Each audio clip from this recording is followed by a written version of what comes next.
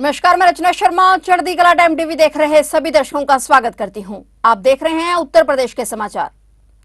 प्रधानमंत्री नरेंद्र मोदी ने उत्तर प्रदेश के मथुरा में संत मीराबाई की 525वीं जयंती मनाने के लिए आयोजित कार्यक्रम संत मीराबाई जन्मोत्सव में भाग लिया। इस मौके पर प्रधानमंत्री ने संत मीराबाई के सम्मान में एक स्मारक टिकट और सिक्का भी जारी किया। इसके अलावा पीएम ने एक प्रदर्शनी का भी अवलोकन किया और एक सांस्कृतिक कार्यक्रम देखा। इस सांस्कृतिक कार्यक्रम में मथुरा की सांसद हेमा मालिनी ने नृत्य किया।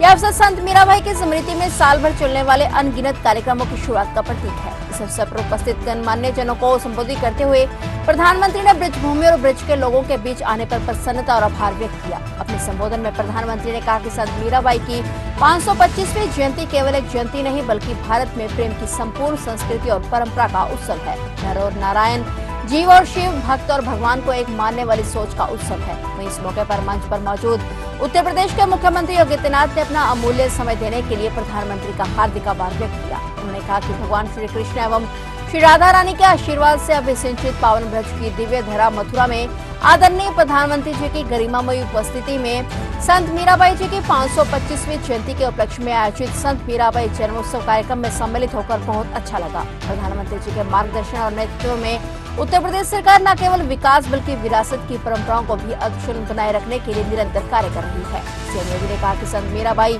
भगवान श्री कृष्ण के नन्हे भक्त और मेवाड़ की रानी थी। संत रविदास जी की शिष्या थी। मीराबाई समता, ममता और भक्ति की प्रतीक थी। भक्ति की असीम पराकाष्ठा, कृष्ण अनुरागी और परम भक्त के रूप में संपूर्ण विश्व में पूजनीय है। ये व्रत क्षेत्र भक्ति और प्रेम की भूमि तो है ही, ये हमारे साहित्य, संगीत, संस्कृति और सभ्यता का भी केंद्र रहा है। इस क्षेत्र ने मुश्किल से मुश्किल समय में भी देश को संभाले रखा, लेकिन जब देश आजाद हुआ तो जो महत्व इस पवित्र तीर्थ को मिलना चाहिए था, दुर्भाग्य से वो नहीं हुआ। जो लोग भारत को उसके अतीत से काटना चाहते थे, जो लोग भारत की संस्कृति से, उसकी आध्यात्मिक पहचान से विरक्त थे, वो आजादी के बाद भी गुलामी की मानसिकता नहीं त्याग पाए। उन्होंने ब्रजभूमि को भी विकास से वंचित रखा। भाइयों और बहनों, आज आजादी के अमृत काल में पहली बार देश गुलामी की उस मानसिकता से बाहर आया है। हमने लाल किले से पंच प्राणों का संकल्प लिया है। हम अपनी विरासत पर गर्व की भावना के साथ आगे बढ़ रहे हैं। संत मीराबाई भगवान श्री कृष्ण की अनन्य भक्त थी। वह मेवाड़ की रानी भी थी और संत रविदास जी की शिष्या भी थी। वे समता की प्रतीक भी हैं, ममता की प्रतीक भी हैं और साथ साथ भक्ति की पराकाष्ठा में पहुंची हुई मेरे तो गिरधर गोपाल दूसरों न कोई, इस प्रकार की भगवान श्री कृष्ण की भक्ति में डूबी हुई एक कृष्ण अनुरागी परम भक्त के रूप में उनके दर्शन भी पूरा भारतवासी, पूरी दुनिया करता है। इस अवसर पर आपका ब्रजभूमि में आगमन हम सब के लिए एक नई प्रेरणा है। मैं ब्रजवासियों की ओर से, उत्तर प्रदेश वासियों की ओर से आपका एक बार फिर से हृदय से अभिनंदन करता हूं, स्वागत करता हूं और आपको इस बात के लिए आश्वस्त करता हूं कि उत्तर प्रदेश सरकार आपके मार्गदर्शन में, आपके नेतृत्व में न केवल विकास की बल्कि विरासत की इस परंपरा को अक्षुण्ण बनाए रखने के लिए निरंतर कार्य करेगी।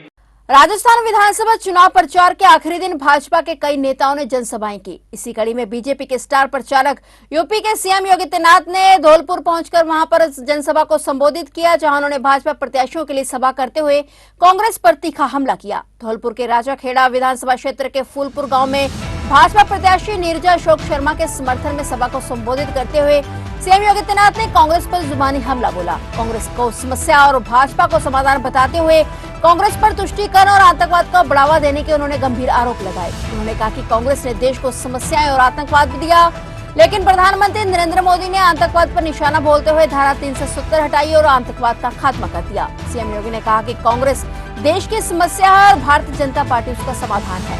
कांग्रेस आजादी के बाद से अयोध्या की समस्या का समाधान कर सकती थी, लेकिन कांग्रेस कहती है कि राम और कृष्ण हुए ही नहीं हैं। उन्होंने कहा कि सनातन धर्म के लोगों पर इससे बड़ी गाली नहीं हो सकती है। उन्होंने कहा कि उत्तर प्रदेश में डबल इंजन की सरकार बनी और 500 वर्ष पुरानी समस्या का समाधान हो गया। सीएम योगी ने कहा कि 500 वर्ष बाद 22 जनवरी 2024 को अयोध्या के राम मंदिर में रामलीला विराजमान होंगे। सभी राम भक्त उस घड़ी शामिल होकर कार्यक्रम की शोभा बढ़ाएंगे। इस दौरान सीएम ने केंद्र और राज्य सरकार की नीतियों का बखान किया।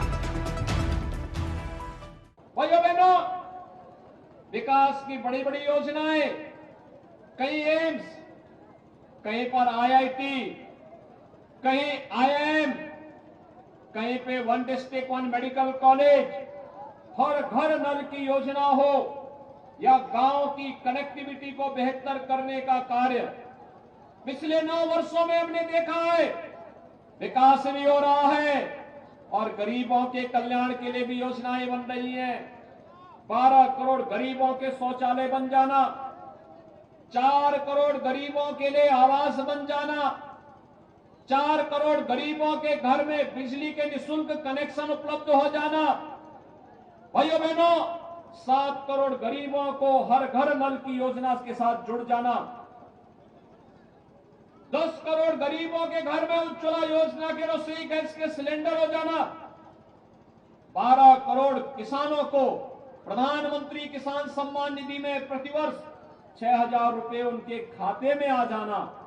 मुख्यमंत्री योगी आदित्यनाथ ने अफसरों को ठंड को लेकर निर्देश जारी किए हैं और कहा है कि गरीबों को उच्च गुणवत्ता के कंबल बांटे जाएं। प्रदेश सरकार की तरफ से ठंड से निपटने के लिए राहत विभाग को 120 करोड़ रुपए आवंटित किए गए हैं। शीतलहर से उत्पन्न होने वाली समस्याओं से निराश्रित, असहाय और कमजोर वर्ग के असुरक्षित लोगों को राहत देने के लिए मुख्यमंत्री योगी आदित्यनाथ ने स्पष्ट निर्देश दिए हैं कि शीतलहर के दौरान गरीबों में वितरित किए जाने वाले कंबलों की गुणवत्ता उच्च क्वालिटी की होनी चाहिए। योगी सरकार ने इसके लिए बजट की पहली किश्त जारी करते हुए सभी मंडलायुक्त और जिलाधिकारियों को पुख्ता इंतजाम के दिशा निर्देश भी दे दिए हैं। सरकार ने शीतलहर के दौरान निराश्रित व्यक्तियों, शरणार्थियों और प्रभावितों के स्थायी आवास, भोजन, वस्त्र और चिकित्सा सुविधा के लिए राहत विभाग को 120 करोड़ रुपए की धनराशि आवंटित की है। इसके सापेक्ष विभाग की ओर से भी सीएम योगी के निर्देश पर सभी जिलाधिकारियों को शीतलहर से निपटने के लिए पहली किश्त करीब 20 करोड़ की धनराशि जारी कर दी गई है। योगी सरकार प्रदेश के हर कमजोर वर्ग के साथ खड़ी है। इसके लिए योगी सरकार की ओर से कई कल्याणकारी योजनाएं भी चलाई जा रही हैं।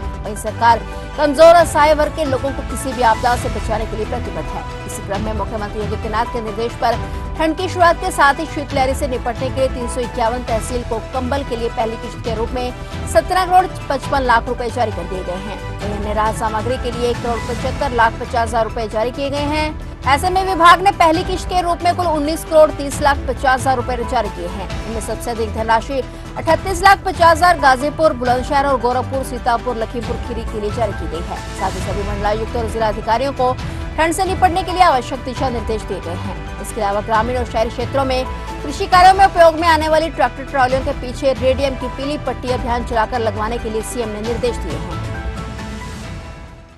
उत्तर प्रदेश में हलाल सर्टिफिकेट बांटने वाली कंपनियों की मुश्किलें बढ़ने वाली हैं। मामले की विवेचना कर रही यूपी स्पेशल टास्क फोर्स इस कंपनियों को नोटिस देने जा रही है। इसमें उनके हलाल सर्टिफिकेशन देने के आधार के बारे में पूछा जाएगा। लाइसेंस की फीस के खर्च का भी ब्यौरा मांगा जाएगा। एसटीएफ जल्द ही कंपनियों के ठिकानों पर छापेमारी कर सकती है। नोटिस दिए जाने की प्रक्रिया शुरू कर दी गई है। संस्था संचालकों और कंपनी संचालकों की कमाई का पूरा ब्यौरा खंगाला जाएगा। यह भी देखा जाएगा कि कमाई का निवेश कहां किया गया। एसटीएफ कंपनी और उनके संचालकों के बैंक खातों की जानकारी जुटा रही है।